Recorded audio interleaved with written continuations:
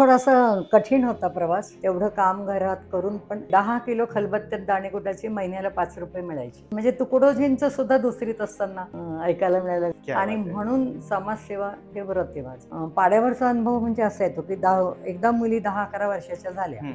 एखाद्या 2, 3, 4 ओळी. शिवाजी शूर बाजीवीर बापू गोखले, प्रतापवीर समरवीर अमर जाहले, ही उदात्त भव्य दिव्य अमर परंपरा.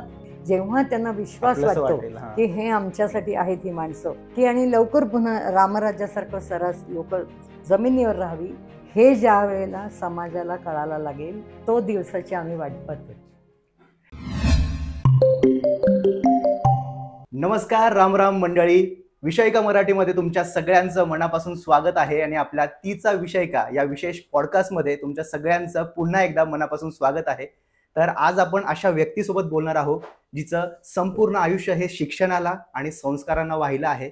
आणि आज वयाच्या 75व्या वर्षी सुद्धा दुर्गम भागातील पाड्या वस्तींवर जाऊन ते मुलांना संस्कार वर्ग देतात. त्यांच्यावर स्किल बेस्ड एज्युकेशन काय आहे याचं महत्त्व त्यांना पटवून देतात. तर अशा 75व्या वर्षी सुद्धा तरुण मुलांसारखं त्याच्यासोबत धावणाऱ्या वाटवे आजी उर्मिला लक्ष्मण वाटवे आज आपल्या या विशेष पॉडकास्टमध्ये तीचा विषयिकामध्ये आपल्या सोबत आहे. तर मनापासून स्वागत आहे आजी तुमचं या पॉडकास्टमध्ये. कशा आहात? मस्त, कायम नेहमीच एव्हरग्रीन. कसा होता आजचा दिवस? कसा सुरू झाला? किती वाजता सुरू होतो दिवस रोजचा दिवस साधारणपणे 5:30ला हल्ली सुरू होतो. ओके. नाही तर 4लाच व्हायचा. अरे बापरे. आता 5:30ला होतो. सकाळी उठून थोडासा व्यायाम वगैरे, मग पेपर वाचन, ते मात्र झाल्याशिवाय पुढचं काही काम नाही. आणि मग दिवसाला सुरुवात अशी असते. आणि रोजचा हाच रुटीन आहे? हा, पहिलं रुटीन हेच आहे. शिक्षक म्हणून तुम्ही काम करत होतात. हो. तर किती वर्ष शिक्षक म्हणून कार्यरत होता आणि एकंदरीत तो सगळा प्रवास ते कसं होता? तो थोडासा कठीण होता प्रवास, कारण BCGR आलेले असल्यामुळे लागतानाचाच संघर्ष बऱ्यापैकी मोठा होता. सचिवालयामध्ये जाऊन अप्लाय करून आणि मग पोस्टिंग झालेलं आहे ते. आणि 81 सालापासून सर्व्हिस काउंट झाली. अच्छा. त्याच्या आधीची सर्व्हिस झाली पण काउंट नाही झाली. म्हणजे माझं लग्न झालं तेव्हा मी 11वी परीक्षा दिलेली होती. ओके.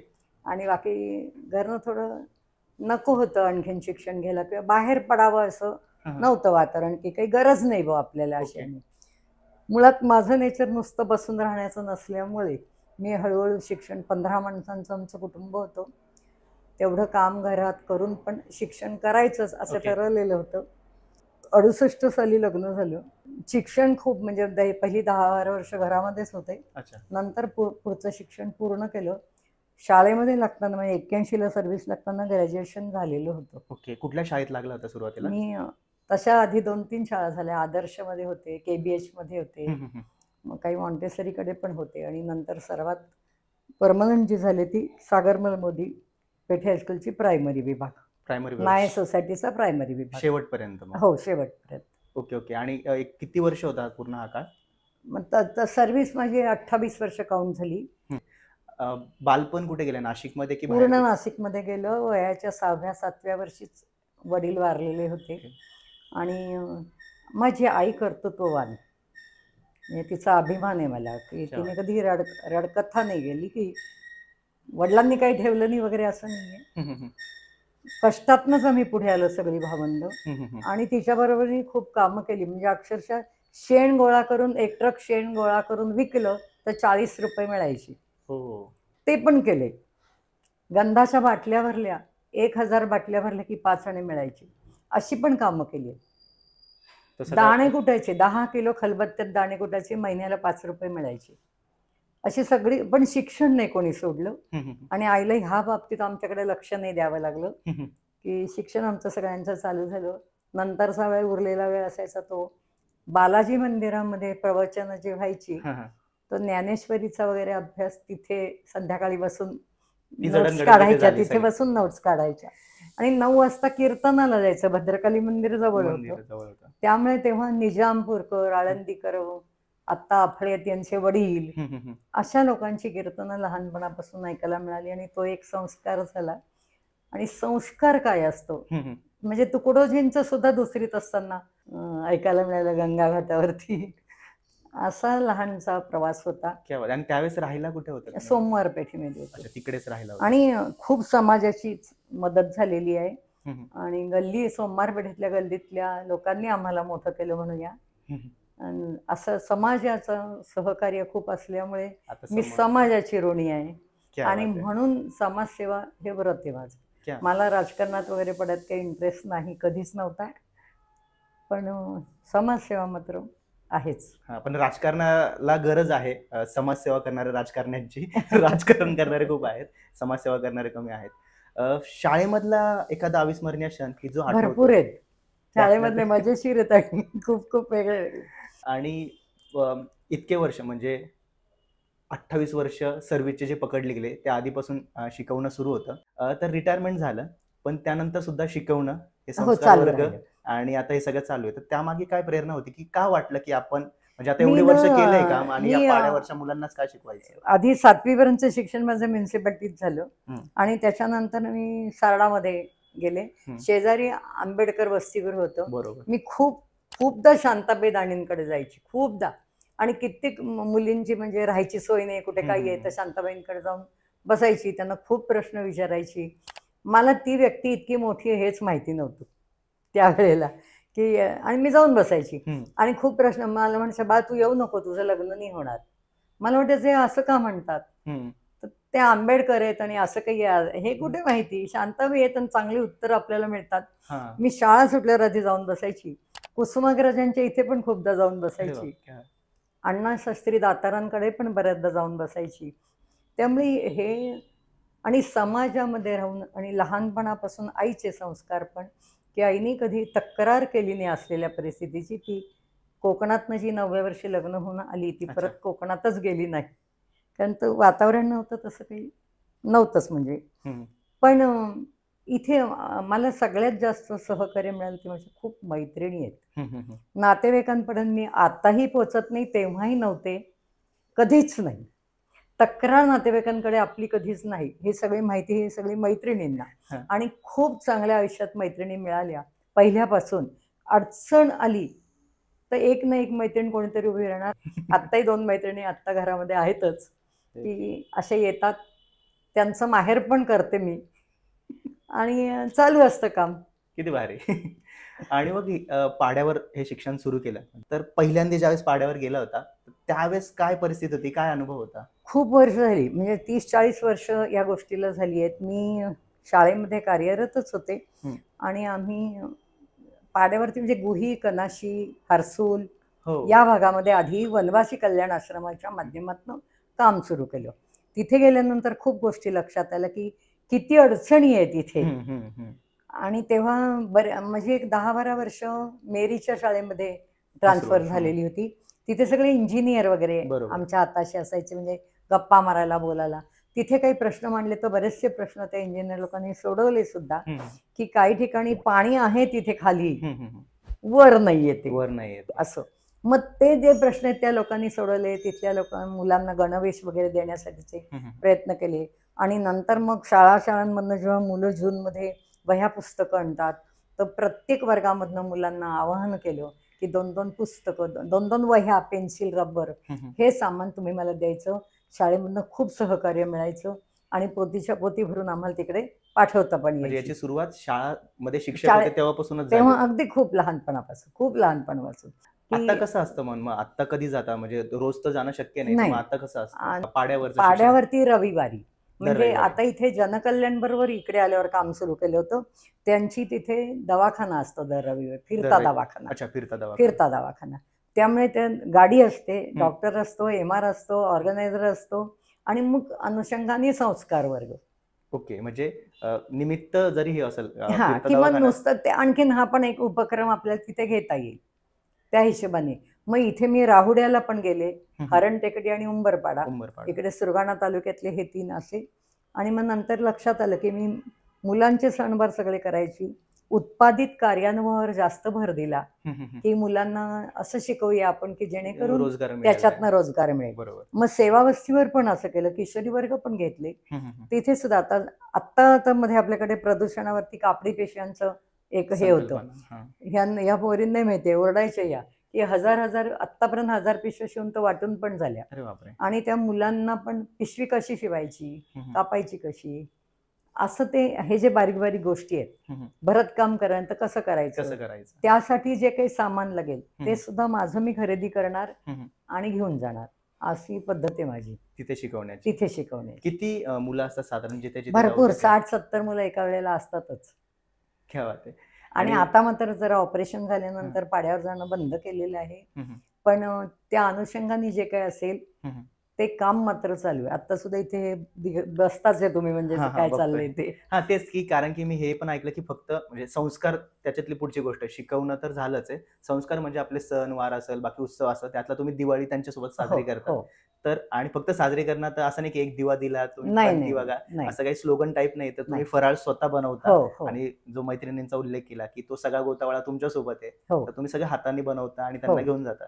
तर ते कसं असतं? आणि ते कसं आहे की आपल्याला ना भरपूर पैसे आणि भरपूर फराळाचं समाजात खूप लोक आहेत, पण घराघरातला फराळ गोळा करून एकत्र करून तो कसा तरी होतो चवीचा. बरोबर. आणि एखादाचा खराब फराळ आला तर सगळ्या फराळाची नासाडी होईल, किंवा आपल्याला असं वाटेल की आपण चुकीचं दिलं, किंवा कोणाला काही आजार झाला त्याच्यात, तर ती जबाबदारी मला नको वाटते. मी स्पष्टपणे नाही सांगते की तुम्हाला द्यायचे असेल तर सामान द्या, किंवा तुम्ही मला सामान आणून द्या, किंवा पैसे द्या, किंवा एक वस्तू समजा मला 500 पुड्या करायच्या आहेत, तर तुम्ही मला एखाद्या गोष्टीच्या 500 पुड्या द्या, ती जबाबदारी तुमची राहील. कारण की समजा ती ही वस्तू खराब निघाली तर मी एकाला जबाबदार धरू शकेन की यांनी हे दिलं आणि ते झालं, माझा नाही त्याच्यात काही भाग असेल. कारण मी स्वतः सगळ्या वस्तू तावून सुलाखून पारखून घरात आणून मग आम्ही करतो की क्वालिटी वापरायची. उगाच ते मागायला नाही आले, ते लोक गरजू आहेत, भिकारी नाही आहेत. बरोबर. खूप मोठा डिफरन्स आहे असं की हे नाहीये. आणि त्यामुळे त्यांच्याजवळ, आणि मला खरंच आनंद मिळतो की अबोव 75च्या पेक्षा मार्क मिळवणारे विद्यार्थी कोणताही क्लास न लावता जर मला तिथे शिकवायला मिळत असतील तर मी इथे लुडबुड करण्यात काहीच अर्थ नाही. तो आनंद मी घ्यायला जावं. याच्यावरूनच मला पुढचा प्रश्न असा विचारायला वाटेल की ते शिक्षण म्हणजे तिथले विद्यार्थी ज्या परिस्थितीत शिकतात ते आणि आपल्या म्हणजे शहरामध्ये खूप फरक काय आहे. तफावत आणि कशा अडचणी येतात त्यांना? तिथे खूप अडचणी आहेत. तिथे त्यांना मोबाईल नेटवर्क नाही, मोबाईल नाही. एखादा मोबाईल घरात आहे, शेतावर घेऊन गेला तो संध्याकाळी त्यांना मिळतो. कित्येक गावामध्ये संध्याकाळी लोक हे बाकी सगळं बंद ठेवतात त्या मुलांना अभ्यास करता यावा म्हणून. हे पण पाहिलेलं आहे. आणि दिवसभर शेतावर काम करणं, तुम्हाला जाडा माणूसच सापडणार नाही, एकदम बारकाय बारकाय सगळे, आणि खूप खूप मवाळ स्वभाव. मात्र कोणताही पाड्यावरचा माणूस तुम्हाला पटकन आपलंसं करत नाही, ते बघत सुद्धा नाही तुमच्याकडे तिथे गेल्यावर. त्याच्यासाठी खूप साधन आहे, खूप वेळ द्यायचा आहे. जेव्हा त्यांना विश्वास वाटतो की हे आमच्यासाठी आहेत ही माणसं, मग ते जीव काढून देतील. म्हणजे आता अगदी असं त्यांचं म्हणणं असतं, काकू येऊन राहता का, आम्ही तुम्हाला एक खोली बांधून देतो, इतकं सुद्धा आहे. मग ते आता पण असं म्हणतो पण आजकाल की फक्त पुस्तकात न अडकता एक स्किल बेस्ड एज्युकेशन द्यायचं असतं. तर मग आता जसं दोन गोष्टी तुम्ही सांगितल्या की पिशव्यांचा उपक्रम सांगितला किंवा बाकी, तर ती एक प्रोसेस काय असते? कारण फक्त पिशव्या बनवणं किंवा या व्यतिरिक्त बाकी कसं हे करतात, त्यांना शिकवतात? आपल्या तुमच्यासारखे बरेचसे मुलं तिथे जातात, किंवा आम्हाला जे काही प्रोव्हाइड करून देता येत असेल त्या समाजासाठी ते आम्ही सगळं करतो. आता साधा एक संस्कार आहे, संध्याकाळी तिथे आम्ही तर काही संध्याकाळी दरवेळेला असत नाही, ते भजन म्हणतात बा, मग आम्ही तबला पेटी देणार. आणि त्या दिली आहे, आणि आतापर्यंत 3-4 गावात तबला पेटी देऊन पण झाली की तुम्ही असं करा ना की त्या मुलांना येऊन बसू द्या, त्यांना ते बघू द्या, त्यांना ते वाजवू द्या. एखादा असा हृदयस्पर्शी अनुभव या सगळ्या पाड्यावरच्या मुलांसोबत? तसे तर पुष्कळ आहेत. त्यातला एखादा काही? नाही, म्हणजे अशा पद्धतीचं नाही, त्या मानाने ते घरात सुरक्षित आहेत. फक्त त्यांना हे जे एज्युकेशन लागतं, किंवा थोडासा पाड्यावरचा अनुभव म्हणजे असा येतो की एकदा मुली 10-11 वर्षाच्या झाल्या की तुम्ही कितीही जीव काढा, त्या मुली तुम्हाला बाहेर दिसणारच नाही. मी समजा बाहेर काही घेत असले खेळ वगैरे, तिकडनं 2-3 मुलं येत आहेत, ते पटकन मंदिरात पळून जातील. अशी आजही गत आहे. त्यांचं म्हणणं असं की ते लग्न संस्था आपली पटकन मानायला तयारच होत नाहीत, त्यांचं म्हणणं असं की गावामध्ये एकदा माळ टाकून दिलेली असते की ती मुलगी सुरक्षित राहते. आम्ही जेव्हा कामाला जातो तर लहान लहान मुलं सांभाळायला या मुली घरामध्ये असतात. बरोबर. आणि त्यांना टोमॅटो वगैरे तोडायला वगैरे जायचं असतं, स्ट्रॉबेरी काढाल की तुम्हाला त्या दिवशी गावात कोणी सापडत नाही. फक्त म्हातारे कोणत्या प्रत्येक घरात असतील का कमालीचं शांत असतं. आणि दाराला कुलप नाही काही नाही, कारण घरात काही सामान नसतं. आणि ती पण भयानक परिस्थिती, कारण की आदिवासी आश्रम शाळेमध्ये जेव्हा मी स्वतः गेलो होतो हो तर आज येणारी मुलगी ते सांगता की कदा उद्या ती शाळेत येईल का याचा भरोसा नाही, नसतो, भरोसा कारण की नसतो. तेच तुम्ही ते हो उदाहरण दिलं हो ते. हे मात्र आहेच. आणि त्या म्हणतात त्या आजी म्हणजे पिठून दिला तिथे एक अशा छान खोल्या आहेत बांधलेल्या, दवाखानाही चांगला चालतो.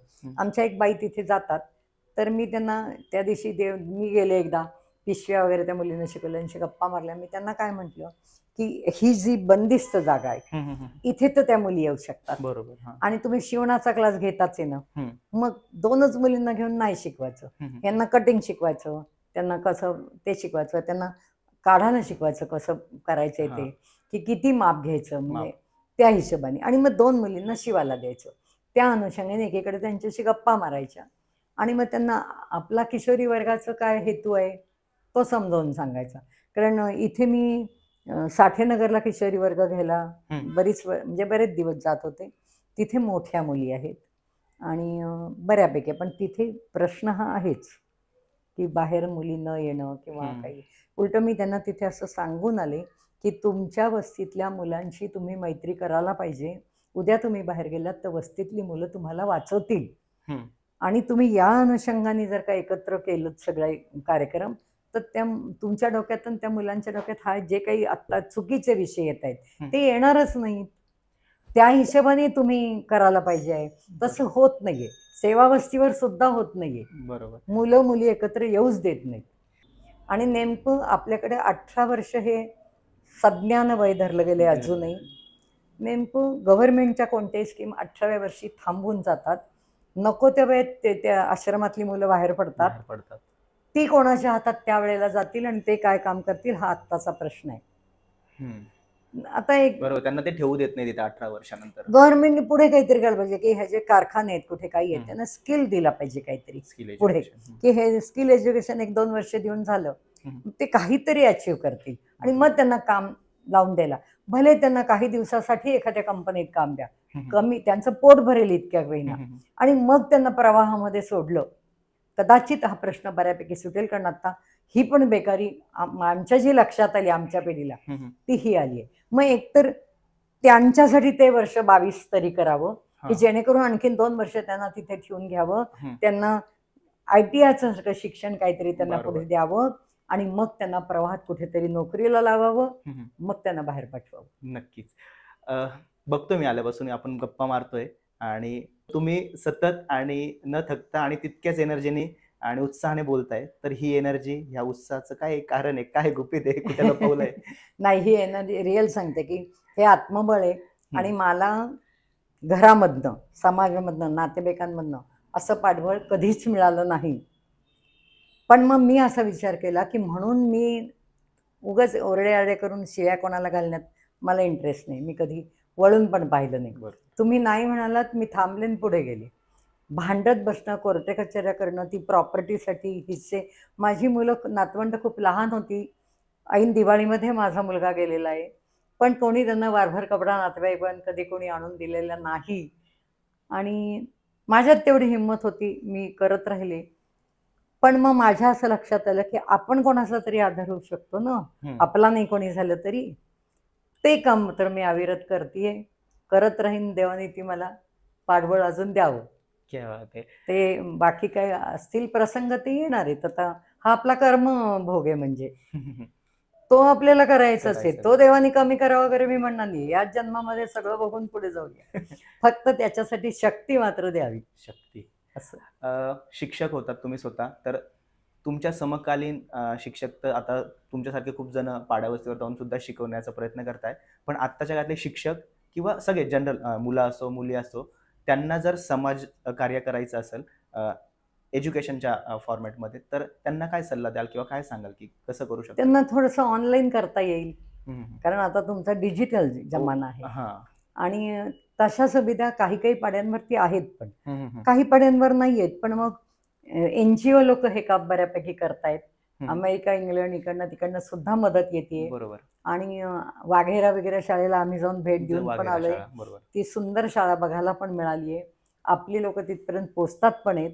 अशा पद्धतीने जर का आपण अप्रोच झालो. आता काही काही मुलं इथे सेवावस्तीवर जातात ना, हम्म, शनिवार रविवार जातात. नुसते संस्कार वगैरे नाही, इंग्लिश मीडियममध्ये क्रेज येते हम्म, हम्म, की त्या मुलांना तिथे घालण्याची. आणि बरोबर. आम्ही कोणी इंग्लिश बोलत नाही, हम्म, हम्म, त्यामुळे त्या फ्रेजेस वगैरे किंवा ते इतकं स्ट्रॉंग इंग्लिश हम्म, जे आत्ताला हवं आहे हम्म. ते कमी पडतं. बरोबर बरोबर. आणि आपली मराठी बोली भाषेमध्ये जेवढी नजाकत आहे हम्म, हम्म, हम्म. तेवढी त्याच्यात नाही. तू शहाणा आहे की ते मुलं म्हणणार, बाई आम्हाला ते शहाणा म्हणाले. असं झालं ते, तू शहाणाच आहेस. तू शहाणाच आहे. हा जी पण हे भाषेची झालं नजाकत. टेक्निकली झालं, म्हणजे वस्तूच्या स्वरूपात झालं की तुम्ही ऑनलाईन जाऊ शकतात किंवा जी सुविधा आहे. बट विचार म्हणून काय सांगाल, की तो विचार पण मॅटर करतो ना, की तुम्हाला तिथपर्यंत घेऊन जाईल समाजसेवेसाठी. तर त्या दृष्टीने काय सांगाल? हो, मग त्या दृष्टीने आम्ही म्हणजे आमच्या पिढीने तुमच्या पिढीपर्यंत आलं पाहिजे. तुम्हाला वेळ नाहीये, हम्म. मान्य, आम्हाला वेळ आहे. हा हा हा. त्या वेळाचा उपयोग आम्ही करूच शकतो. म्हणजे ह्याच्यासाठी आधी आम्हाला आमच्याच घरात प्रबोधन करण्याची गरज आहे. हम्म. किंवा तुम्ही जिथे कुठे असता तिथले 1-2 मिनिटं तुमच्याशी आम्ही गप्पा मारायला येऊन जरी गेलो, 2च मिनिटं तरी पुरेशी होतील. तेवढ्यात विचार बदलण्याचं स्किल आमच्यात आहे, आमच्या पिढीत आहे हे स्किल. आणि ते स्किल तुमच्यामध्ये येतं. हम्म, नसेल त्याच्यात आणलं पाहिजे, त्याला पुढे केलं पाहिजे. बरोबर. सगळं मीच करेन तर नाही होणार. ते सगळ्यांना घेऊन सगळ्यांना घेऊन केलं, प्रत्येकाला त्याची वकूफ ओळखून हम्म, त्याला जर ते काम दिलं, त्याला आत्मविश्वास दिला की जा बरं माझं हे काम आज तू करून घे, तर तो करणार. 100% प्रोत्साहन पाहिजे आणि विश्वास दाखवला पाहिजे एकमेकांवर. बरोबर. ही पिढी पण आहे तुमच्यात. आजच्या पिढीमध्ये हे सगळं आहे. म्हणजे वाचन नाही आम्ही म्हणतो की वाचत नाही, म्हणजे आमच्यासारखं घेऊन नाही वाचत. पण आम्ही पाहतो मोबाईलमध्ये बसल्यानंतर तुमचं ते काहीतरी चालू असतं, त्याच्यात ते तुम्हाला पद्धत बदलली आहे. पण तुम्ही कादंबरी त्याच्यावर वाचून पाहता, तर तुमच्यात ते स्किल आहे. फक्त तुम्हाला पुश करायला कोणीतरी पाहिजे. कारण थोडेसे आळसावलेले राहता तुम्ही, की लगेच तुम्ही म्हणता आम्ही दमलो, कंटाळलो. नाही, कामात बदल म्हणजे कंटाळा जाणं आहे, झोपणं नाही. असं ह्या कामाचा कंटाळा तर ते करू, एवढंच. हे नाही तर ते करू. हा. खूप असं आजी सोबत बोलतोय, आता आजी सारखं थोडं हलका फुलका बोलूया. तर शिक्षक होतात, तर त्यावेळेस विषय कुठला होता तुमचा शिकवण्याचा? नाही, प्रायमरीकडे सगळे विषय शिकवावे लागतात. हा बरोबर, सगळ्यात स्टँडर्ड. मग त्यातला तुमचा आवडता विषय? भाषा. मराठी भाषा की सगळ्याच भाषा? नाही, जास्त करून मराठीच. म्हणजे पण मी त्याच्याबरोबरनी म्हणजे आपली समूहगीतं, स्पर्धा परीक्षा किंवा बालनाट्य. मी मुलांचा ऑर्केस्ट्रा पण घेतलेला आहे, छोट्या मुलांचा, त्याचा पण कार्यक्रम केलेला आहे. तुमचं लहानपणीचं आवडतं गाणं एखाद? बापरे, आम्ही ह्याच्यावरचे ग्राउंड घेतो. काही आठवतं का? NCCचं सांगा. भरपूर. एखाद्या 2, 3, 4 ओळी. नौजवान सैनिका उचल पावला, पुढे चला पुढे चला ध्वनी निनादला. नौजवान सैनिका उचल पावला, पुढे चला पुढे चला ध्वनी निनादला. शिवाजी शूर बाजीवीर बापू गोखले, प्रतापवीर समरवीर अमर जाहले. ही उदात्त भव्य दिव्य अमर परंपरा, पुढे चला ध्वनी निनादला. किती सुंदर. जर असा पाया ज्याचा पक्का असेल आणि ह्या पिढीचा असा पाया पक्का आहे, तर त्याच्यामुळे असं चांगलं काम करायला तुम्हाला तिथून प्रेरणा मिळते, असं आम्हाला न विचारता सुद्धा इथून कळून जाते. ह्या मुलांकडून एखादी मिळालेली सुंदर भेट काय, पाड्या वस्तीवरच्या मुलांकडून, जी तुम्हाला भेट तुमच्या वरतीच आहे? जय श्रीराम. जय श्रीराम. आणि मला वाईट वाटतं, ही ज्यांनी मला दिली हा, ते दुसऱ्या दिवशी वारले. आणि त्यांनी खूप वाईट पाहिली. त्या दिवशी मी ती जाऊन भेटू नाही शकले, पण ते मला रिक्षेने इथे सोडायला पण कधीतरी यायचे, इथनं सेवावस्तीवरनं.